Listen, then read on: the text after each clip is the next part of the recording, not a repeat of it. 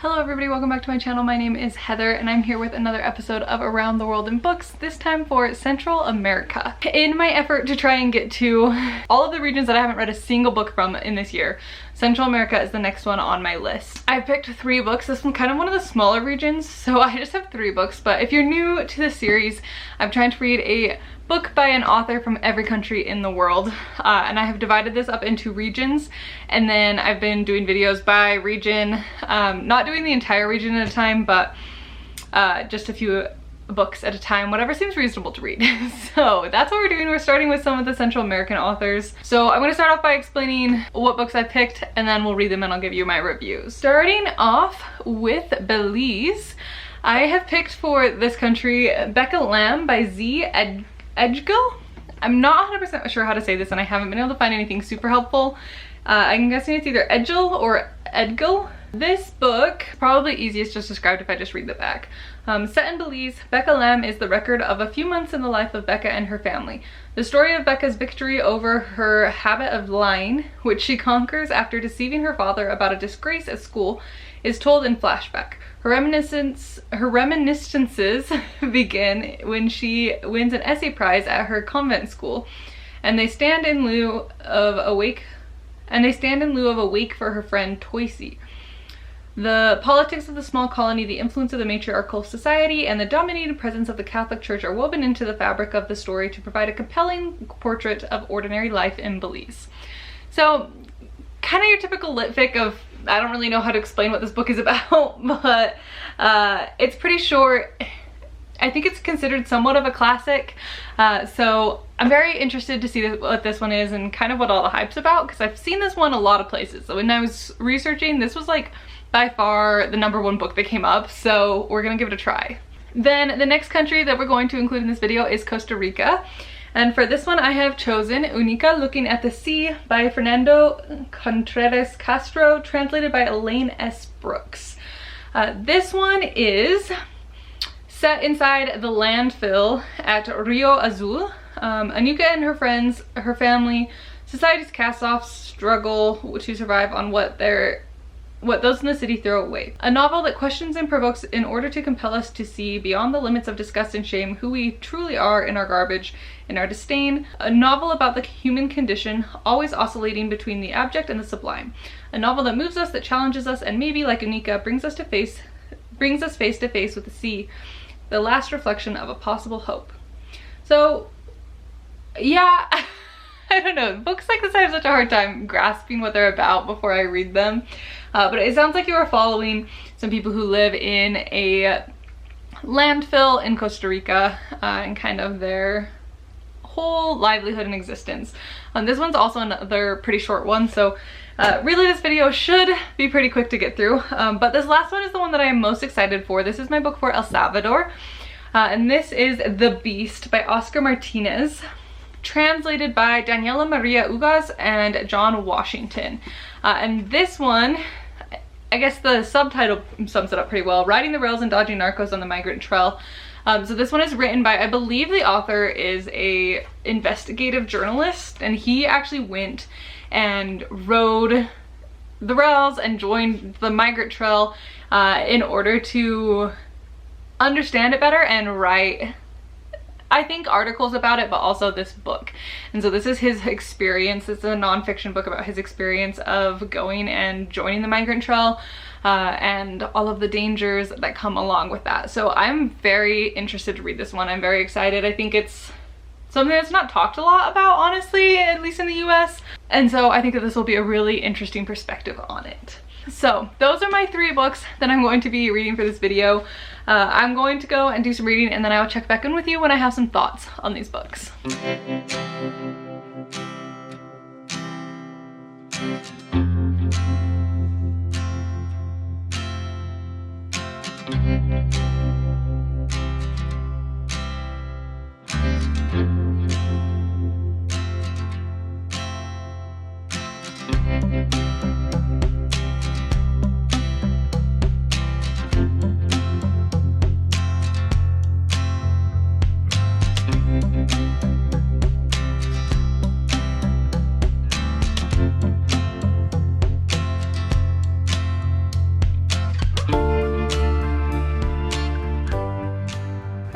to give you a quick update. I have started 2 of the books for this video. I started with The Beast. I'm halfway, maybe slightly past that. It's going well. This is definitely like a heavy book, which I knew going into it was going to be that way. That's not like a surprise or a critique at all. He's very, I'm trying to think about how to explain this, blunt and open about it. Like, he just says it how it is, which on one hand I appreciate. On one hand it's a little bit like, whoa, like people don't usually talk about stuff like this in such an open way, which I think is really good and impressive. And it's crazy to think about. He doesn't really talk a ton about like his own personal experiences going down there, but just like the bits and pieces that you do get, it's wild to think that he's going and doing this purely for like journalism's sake, that he's like actually risking his life on a regular basis just to cover these stories, which really, like, he does not, like, he majorly downplays what he's doing as far as this. Most of this is kind of going story by story or in like categories of things that happen. There's a whole section specifically about the danger of like jumping on the trains. There's a whole section about one specific gang. There's a chapter about the people who get kidnapped and coerced into prostitution, things like that, that are all very, like, have their own sections or chapters in the book, which is an interesting, it's organized really well. Like, it flows well as far as being able to kind of follow, because there's a lot to talk about, right? This is a very broad topic. There's a lot of different subsets of this topic to cover, and I feel like it's organized in a pretty logical way that makes it easy. You could definitely sit down if you didn't want to like sit down and read a whole heavy book all in one go and read just like a chapter here and there, and it would work to read it that way. But yeah, very interesting. It's also one of those things where you don't get the full story on anything, which makes sense that he's not like going on the entire journey with any of these migrants. So you get like just a little snippet of their story up to that point, and then you don't really ever find out what happens to most of them. Few of the stories you've kind of gotten an ending to, but most of them is left pretty open, where you don't know if they made it, you don't know if they died, you don't know how the story ends, which is kind of an odd thing. You just pick up all of these different storylines, but I think it's almost fitting, because truly part of the issue here is that so many people just disappear and no one ever knows about it. And I think that that is, I don't know if that was intentional, like this is just kind of how it happens when you're meeting people here and there and then they move on, but I feel like it's very interesting to have that be how the story's the book is written, because that kind of is how it is. And so yeah, overall it's going really well so far. There were some pictures in there, which definitely like kind of graphic, so be prepared for that. I think there's only the one section of pictures, but I'm finding it very interesting. Again, I'm about halfway through that. And then I did also start Becca Lamb, because that one's not really like a just sit and read it cover to cover in like one sitting type of a book. So I thought I'd also start working my way through one of the fiction books. And I'm not overly far. I'm like 50 pages into this book.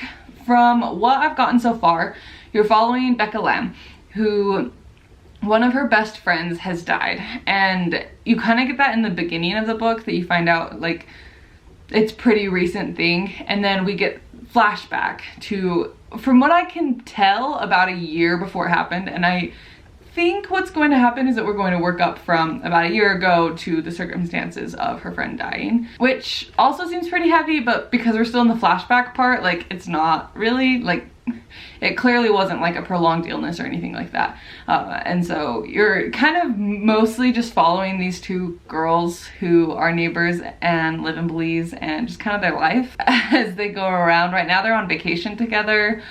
They seem to come from slightly different like socioeconomic classes, so you're getting an interesting thing there. Becca Lamb definitely seems to come from a family that's pretty well off for the area that they live in, and her friend not so much. But yeah, that's as far as I've gotten. I also always find it fun to see how authors write accents in books like this. Certain characters definitely have like really heavy accents written in, and so sometimes it does take me a second to be like, wait, what does that say? But nothing's been so much like that to the point where I couldn't figure it out, but definitely there are some pretty heavy accents written into this book. So I'm gonna continue these two books, and then when I finish this one I'll start Nika Looking at the Sea, and I will give you my thoughts when I've finished something.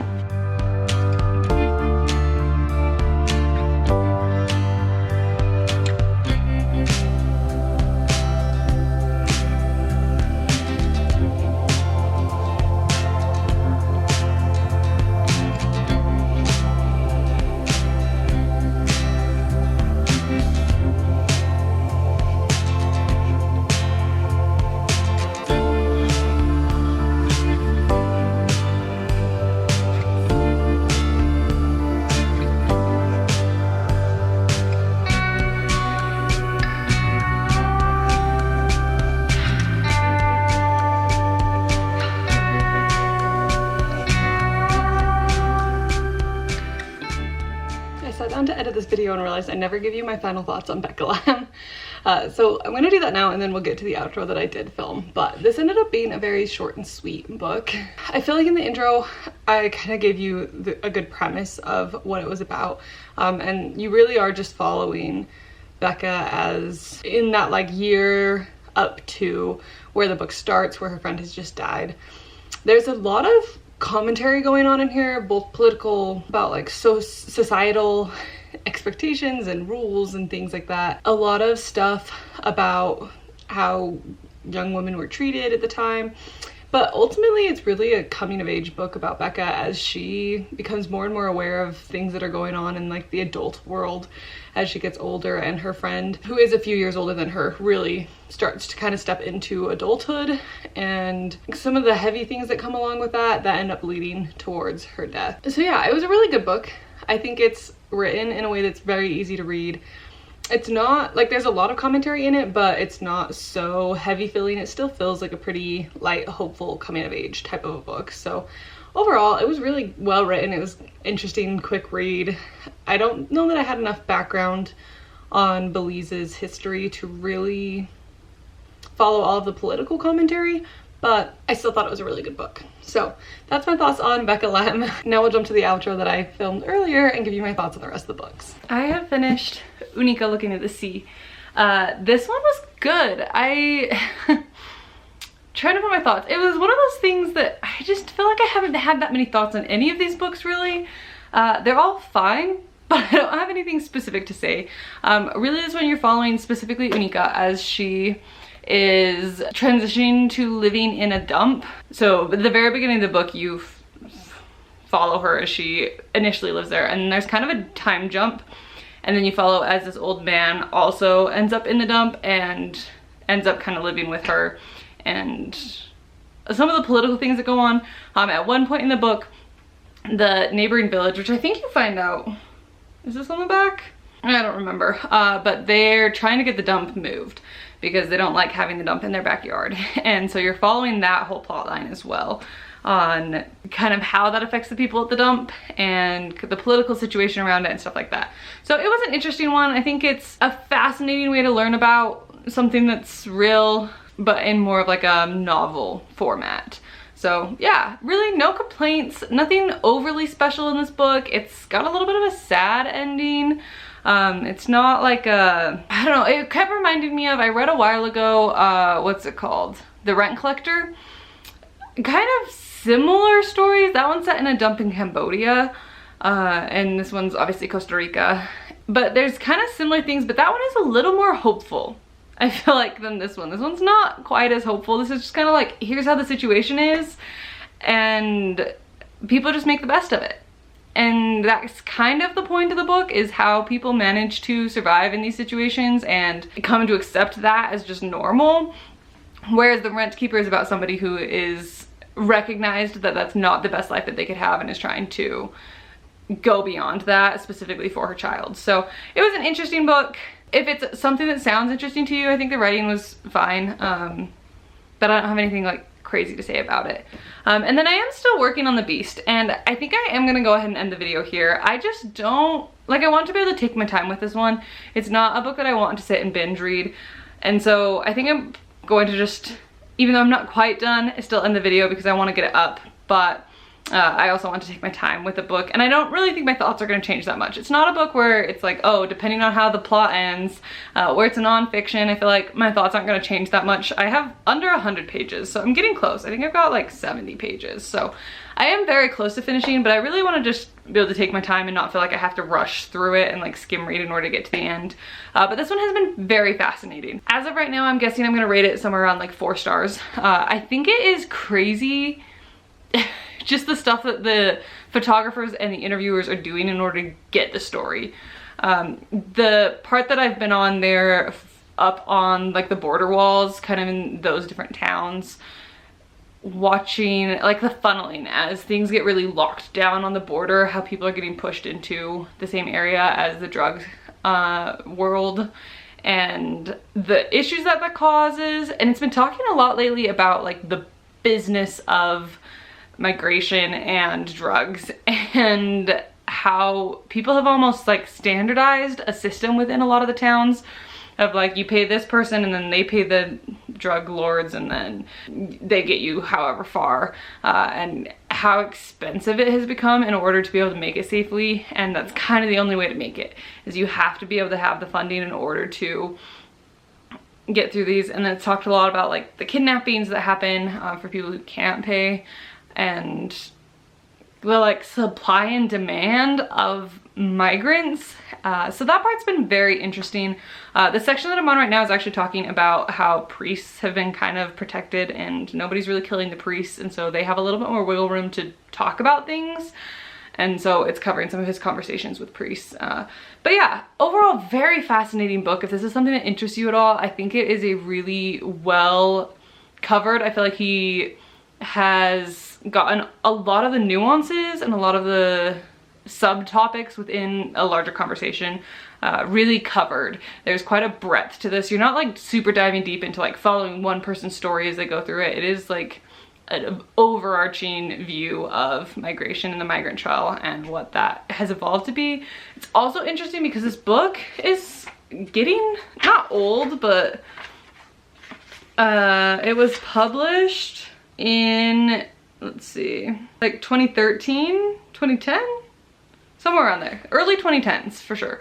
And so it's fascinating to see how all of the things are progressing, and then to think about where they're at now and what it, like, it must be even worse than this on some of these topics about like the funneling and the amount of money that people are having to pay and things like that. So I would be so curious to see somebody go and do a follow-up of like 10 years later what it is now, because I'm sure it's changed even more since this book was written. But it's already, I feel like a lot of the things talked about in this book are things that we're still talking about now.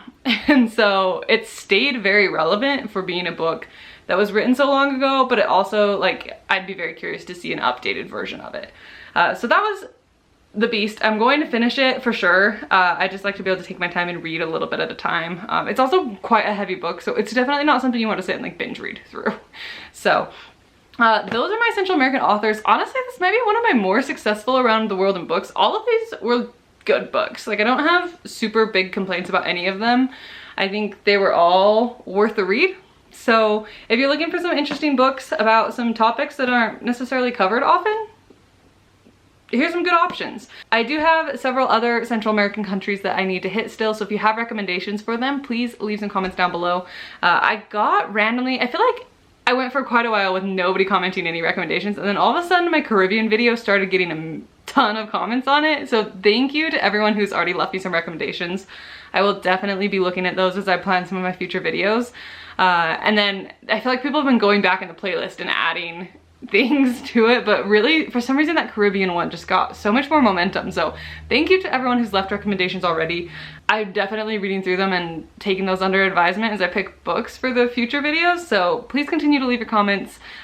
If not for me, I think it is helpful for everybody else who's watching these videos to see some other options. So even if you have other options for these countries, still leave them down below. I think it's helpful to have a whole bunch of ideas, and I don't necessarily plan on stopping with just like one book from every country. I would love to read a variety of authors from a lot of different countries. So with that, I'm going to go ahead and end this video here. Thank you so much for watching. I hope you enjoyed, and I will see you in the next one very soon. Bye.